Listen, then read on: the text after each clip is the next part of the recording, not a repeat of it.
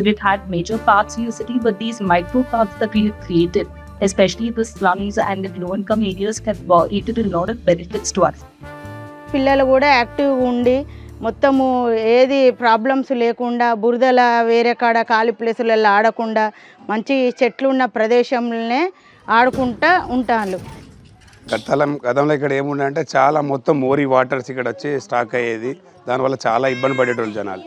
కాబట్టి ఇండియా లెవెల్లో challenging park కింద ఇది కూడా 72 అవర్స్లో ఛాలెంజింగ్ పెట్టినప్పుడు ఒక 56 అవర్స్లోనే కంప్లీట్ చేసినాం. ఎందుకంటే వరంగల్ సిటీలో ఇక్కడ అట్లాంటి పార్క్ లేదు. ఒక స్లమ్లా పార్క్ చేసిన చాలా గొప్ప, అది గుడిసి సెంటర్లోనే. కాబట్టి చాలా హ్యాపీగా ఫీల్ అవుతాను ఇక్కడ వాళ్ళు.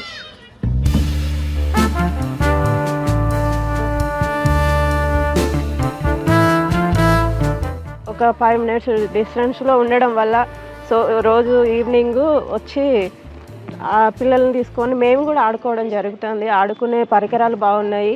ఈ గడ్డి, చెట్లు, పూలను పట్టుకొని కలర్లను చూసుకుంటూ కూడా పిల్లలు ఆ చెట్టు దగ్గరికి వచ్చి కూడా ఏంటిది ఇది అనే ఆలోచన శక్తి కూడా వాళ్ళకి పెరుగుతూ ఉన్నది.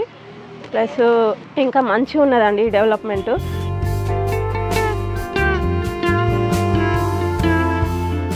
The city has recognized the importance of exposure to nature and biodiversity for the healthy development of young children.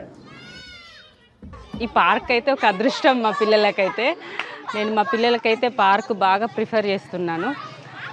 కాళ్ళ పాదాలలో కూడా బ్లడ్ సర్క్యులేషన్ రావాలంటే కూడా పిల్లలకి ఫస్ట్ పార్క్లోనే అలవాటు చేయాలి.